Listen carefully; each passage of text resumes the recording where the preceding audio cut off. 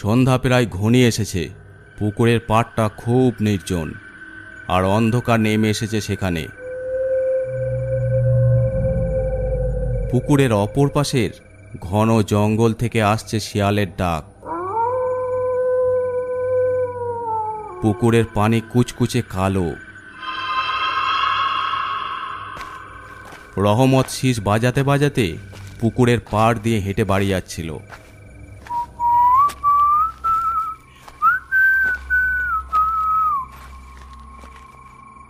হঠাৎ দেখল পুকুরের পাড়ে তালগাছটার গোড়ায় কে যেন বসে আছে। কাছে গিয়ে বলল, কে কে আপনি? লোকটা ওর দিকে ভয়ঙ্কর মুখ নিয়ে তাকাতেই রহমত ভয়ে চরম আতঙ্কে আঁতকে উঠে।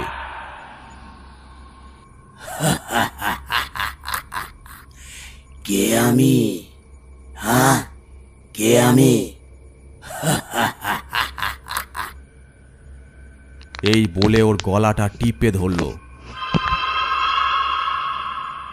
আমাকে ছেড়ে দাও, ছেড়ে দাও আমাকে।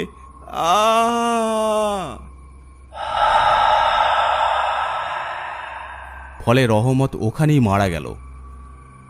সারা রাত ধরে ওর বাবা গ্রামের লোকজন নিয়ে ওকে খুঁজল, কিন্তু কোথাও পেল না।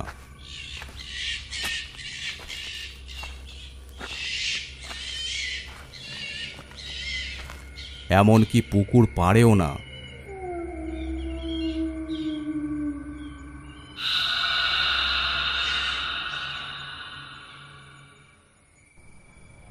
অদ্ভুতভাবে রহমতের গায়েব হবার দুদিন বাদে রাতের বেলা ওই পুকুরে মাছ ধরতে গেল সাজু।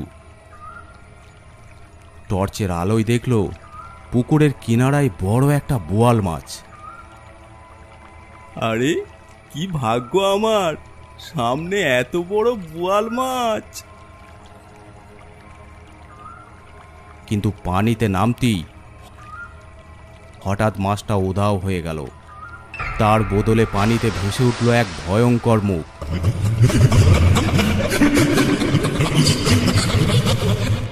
এ কি? এটা এটা তো কোনো মাছ নয়। তাহলে হঠাৎ ওর পা ধরে পানির নিচের দিকে কে যেন টানতে লাগলো। ছেড়ে দাও, ছেড়ে দাও আমাকে, বাঁচাও, বাঁচাও, বাঁচাও। বেশিক্ষণ লাগলো না ওর পানিতে তলিয়ে যেতে। দিন সকালে লোকজন সাজুর টর্চ লাইটটা পুকুর পাড়ে খুঁজে পেল, কিন্তু সাজুর লাশ পাওয়া গেল না। এরপর থেকেই গ্রামের লোকজনের মধ্যে আতঙ্ক ছড়িয়ে পড়ল। এতদিন লোকজন এই পুকুরটাকে অন্ধ পুকুর বলেই জানত, কারণ এর পানি কুচকুচে কালো, আর এই পুকুরের পানি কখনো সেঁচা যায় না। কিন্তু সাজু নিখোঁজ হবার পর এই পুকুরটাকে সবাই ভূতের পুকুর নামে অভিহিত করল। তার কিছুদিন বাদেই শহর থেকে ফিরে আসলেন ফাহিম সাহেব। আসতে একটু রাত হয়ে গেল। সেই পুকুর পাড় দিয়ে হেঁটে বাড়ি যাচ্ছিলেন। চাঁদটা আজ ভালোই আলো দিচ্ছে মনে হচ্ছে।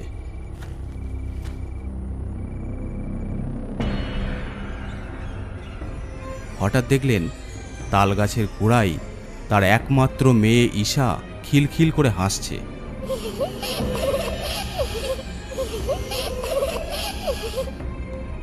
মামনি, তুমি এত রাতে এখানে কি করছো?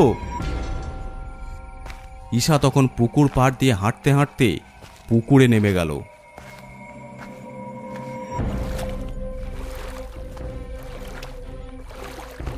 ঈশা, ওদিকে যাস না, যাস না মা, দাঁড়া।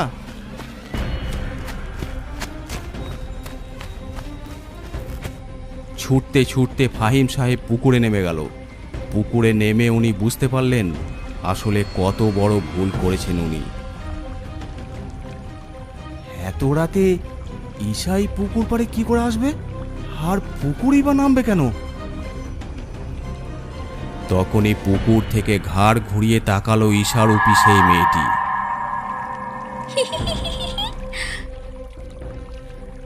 একটুও ভিজছে না তার শরীর। ফুটফুটে চেহারাটা মুহূর্তের মধ্যে ভয়ঙ্কর আর নিষ্ঠুর পৈশাচিক চেহারায় রূপান্তরিত হয়ে গেল।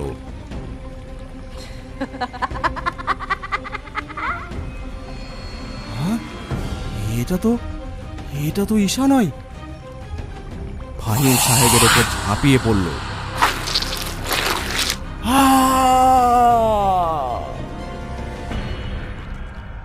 পরদিন সকালবেলা ফাহিম সাহেবের লাশটা পুকুর পাড়ি পাওয়া গেল।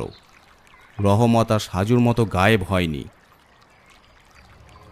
চোখ দুটো উপড়ানো, দুই গালে মাংস নেই, পুরো শরীরে বড় বড় দাঁত আর নখের ছাপ। বিভৎস লাশটা দেখে গ্রামবাসীরা বুঝতে পেরেছে কতটা ভয়ঙ্কর আর নৃশংস সেই ঘাতক শক্তিটা। কিন্তু কেন এসব করছে? কি চাই ওটা? ফাহিম সাহেবের লাশটাকে এনে বাড়ির উঠোনে রাখা হলো। কাকার লাশটা এক নজর দেখেই দৌড়ে সেখান থেকে চলে আসলো দীপু। মন খারাপ করে দাঁড়িয়ে রইল বাইরে। ফাহিম সাহেব দীপুর একমাত্র কাকা। ঢাকা থেকে আসার সময় কিছু না কিছু নিয়ে আসে ওর জন্য। কাকার জন্য খুব কষ্ট লাগছে ওর। মনে মনে প্রতিশোধের জন্য দিশেহারা হয়ে যায় দীপু। কিন্তু গ্রামের সবচেয়ে বোকা আর গাধা ছেলেটা হলো দীপু। কখনো ওর দ্বারা কিছুই হয় না। কেউ ওর সাথে তেমন মিশে না। গ্রামের কোনো কাজে ওকে কেউ ডাকে না। ওর বাবা মাও ওর ওপর বিরক্ত। তাই সব সময় মনমরা হয়ে পড়ে থাকে। এর প্রতিশোধ আমি নেবই। গ্রামবাসীর এই দুর্দিনে জীবন দিয়ে হলেও আমি সব করব। সন্ধ্যা নেমে এলো গ্রাম জুড়ে। পাখিরা যার যার নীড়ে ফিরে যাচ্ছে। ঘরে ঘরে সন্ধ্যা প্রদীপ জ্বলে উঠল।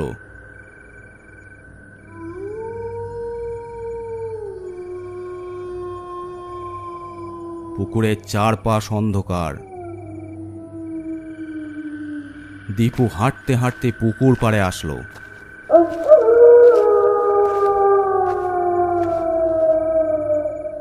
নীরবে এসে দাঁড়ালো পুকুর পাড়ে। ঝিঝি পোকার ডাক ছাড়া আর কিছুই শোনা যাচ্ছে না।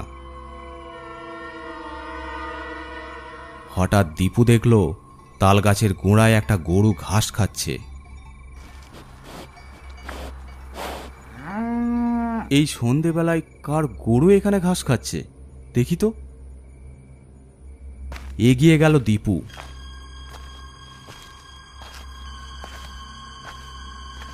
কাছাকাছি আসতেই দেখল ওটা গরু নয়, কালো একটা বিড়াল।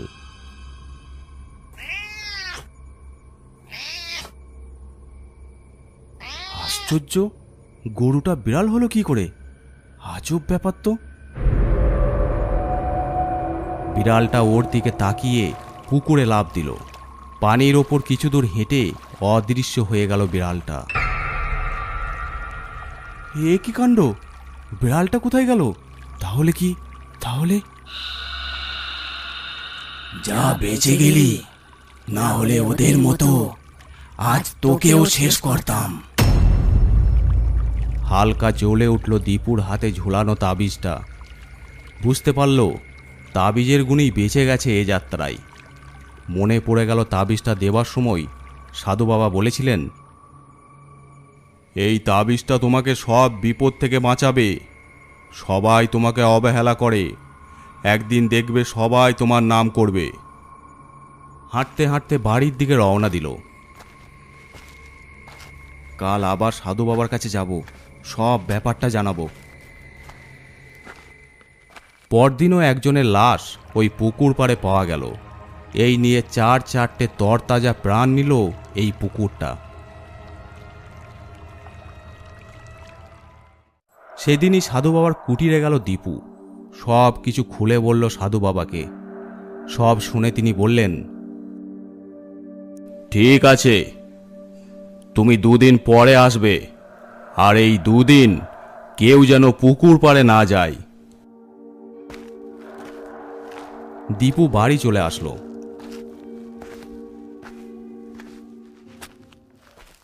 সেদিন বিকেলে দীপুর সাথে দেখা হলো ওর বন্ধু তুহিনের। কি রে বলদ, তোকে তো আজকাল দেখাই যায় না, কোথায় থাকিস? একটু কষ্ট পেল দীপু। বন্ধু, আমি তো বাড়িতে থাকি, তুই এখন কোথায় যাস? এই একটু আইভির সাথে দেখা করতে যাব। যেখানেই যাস যা, কিন্তু পুকুর পাড়ে যাস না যেন। আরে গাধা, পুকুর পাড়ে যাব কেন? তুই জ্ঞান না দিয়ে ভাগ এখান থেকে। দীপু চলে গেল। সন্ধ্যার পর তুহিন আইভিদের বাড়ির পিছনে আমগাছটার নিচে অপেক্ষা করছিল। কিছুক্ষণ পর আইভি আসলো।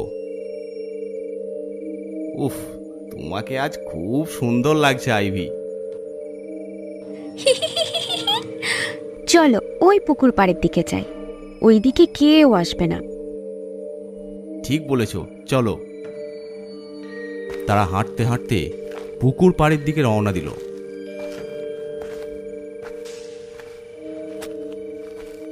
তালগাছটার গোড়ায় গিয়ে দাঁড়ালো।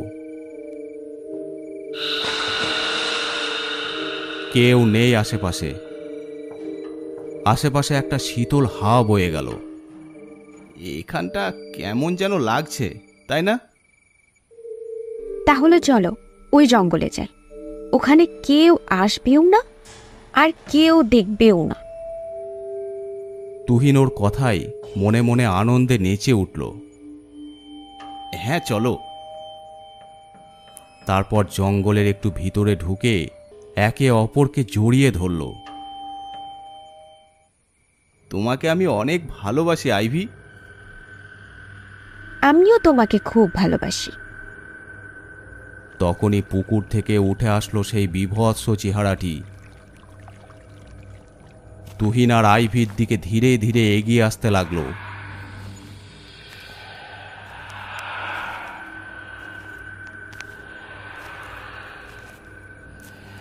কাছে আসতেই ওরা ভয়ে জমে গেল। মুখ দিয়ে কোনো শব্দ বের করতে পারছে না, নড়তেও পারছে না।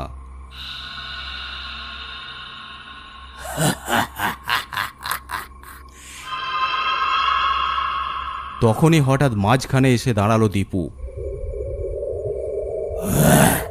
তোর জন্য আজ এরা বেঁচে গেল, তোকে আমি ছাড়বো না।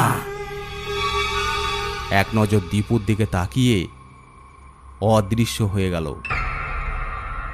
কি রে তুহিন, তোকে না পুকুর পাড়ে আসতে নিষেধ করেছিলাম, তারপরও এসেছিস কেন? হ্যাঁ ভাই, খুব ভুল করেছি। কেমন জানি একটা ঘোরের মধ্যে ছিলাম, খালি পুকুর পাড় আসতে ইচ্ছে করছিল। আমারও একই অবস্থা হয়েছিল দীপু ভাই। হ্যাঁ বুঝেছি, কিসের ঘোরের মধ্যে ছিলেন আপনারা। এখন তাড়াতাড়ি চলো এখান থেকে। দীপু, কত অপমান করেছি তোকে, কত বাজে কথা বলেছি, আমাকে মাফ করে দিস দয়া করে। আজকে তোর জন্যই বেঁচে গেছি আমরা। তুই আসলেই খুব সাহসী আর খুব ভালো ছেলে। মনে মনে খুব খুশি হলো দীপু। দুদিন বাদে সাধু বাবার কাছে আবার গেল দীপু। সাধু বাবা ওকে একটা তাবিজ দিয়ে বলল, তোমাদের গ্রামের ওপর দুষ্ট আত্মা নজর পড়েছে, ও আরও কিছু মানুষকে মারার চেষ্টা করবে।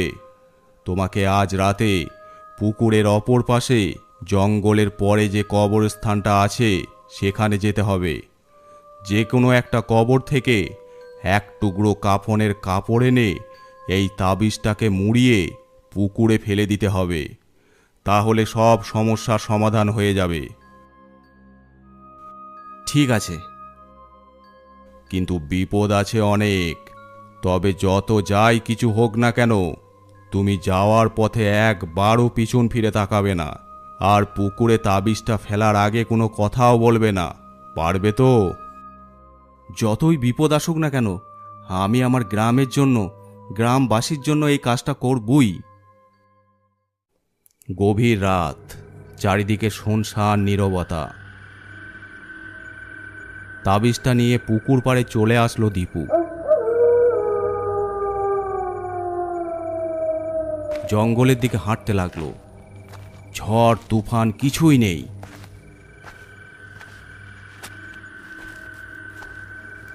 কিন্তু দীপুর মনে হলো পিছনে সব কিছু প্রচণ্ড বাতাসে যেন ভেঙে চুরমার হয়ে যাচ্ছে। শোঁ শোঁ করে বাতাস বইছে, কেউ যেন হেঁটে আসছে, ফিস ফিস করে কথা বলছে। না, যাই হয়ে যাক না কেন, আমি পিছনে তাকাবোই না, আমি পিছনে তাকাবো না। দীপু, পিছনের দিকে তাকাও, যেও না তুমি। যা চাও তুমি তাই পাবে। গ্রামের জমিদার বানিয়ে দেব তোমাকে। দীপু সে কথায় কোনো কান না দিয়ে সোজা হাঁটতে লাগলো। জঙ্গলের ভিতর ঢুকে গেল। জঙ্গলটা পার হলেই কবরস্থান। হঠাৎ দেখলো সামনে একটা গাছে তুহিন ঝুলছে, চোখ দুটো খোলা।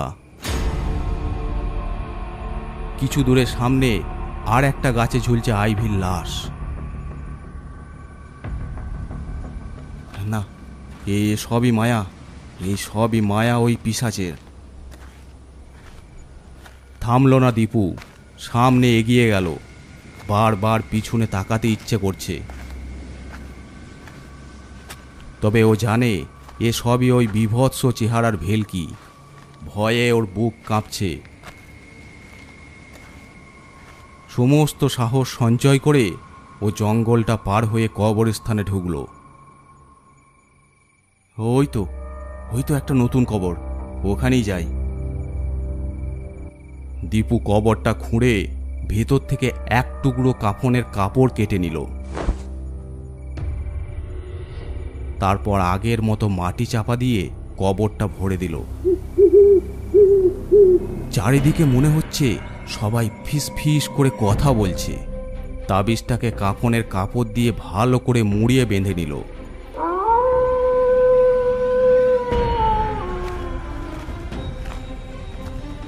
দীপু, দীপু দাঁড়াও, আমার দিকে তাকাও, তাকাও আমার দিকে। দীপু কোনো দিকে না তাকিয়ে পুকুর পাড়ে এসে পৌঁছালো। তারপর তাবিজটাকে ছুঁড়ে মারল পুকুরে। এই নে, এবার তুই এখান থেকে বিদায় হ। একটা চিৎকার ভেসে এলো পানির ভিতর থেকে।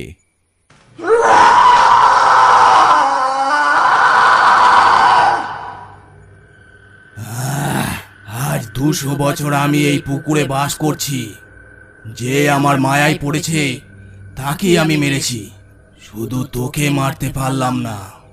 আর আমার 3টে লাশ দরকার ছিল, তোর জন্য হলো না। না হলে আমি অনেক শক্তিশালী হয়ে যেতাম। আমি চলে যাচ্ছি, তবে আবার ফিরে আসবো, আবার ফিরে আসবো। তারপর একটা আলোর রশ্মি ওকে ঘিরে ধরল, আর সেটা ধীরে ধীরে পুকুরের ওপর দিকে উঠে চলে গেল। সব কিছু শান্ত হয়ে গেল। তারপর দীর্ঘশ্বাস ফেলে পুকুর পাড়ে বসে পড়ল দীপু। হ্যাঁ, আমি পেরেছি। ওই বীভৎস চেহারাটাকে এখান থেকে তাড়াতে পেরেছি। আমার কাকুর মৃত্যুর বদলা নিতে পেরেছি। তারপর বাড়ির দিকে হাঁটা দিল।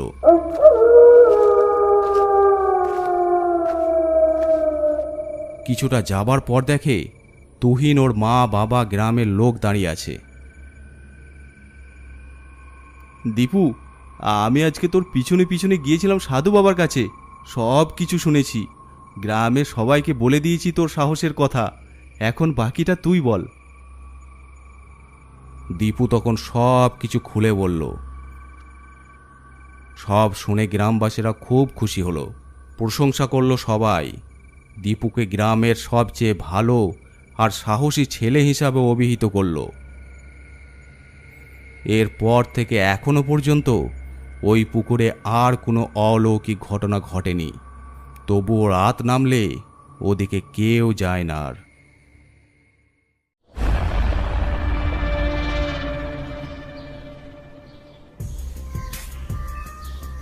আজকের গল্পটি আপনাদের কেমন লাগলো অবশ্যই কমেন্ট করে জানাবেন। আর যদি ভালো লেগে থাকে অবশ্যই চ্যানেলটি সাবস্ক্রাইব করে দেবেন। আর আপনারা যারা গল্প পাঠাতে চান আমাদের ফেসবুক পেজে ইনবক্স করে পাঠাতে পারেন অথবা আমাদেরকে মেল করতে পারেন। এছাড়াও আমাদের ইনস্টাগ্রাম আইডি আছে, আপনারা ফলো করে নিতে পারেন। সব কিছুর লিঙ্ক ডিসক্রিপশন বক্সে দেওয়া আছে।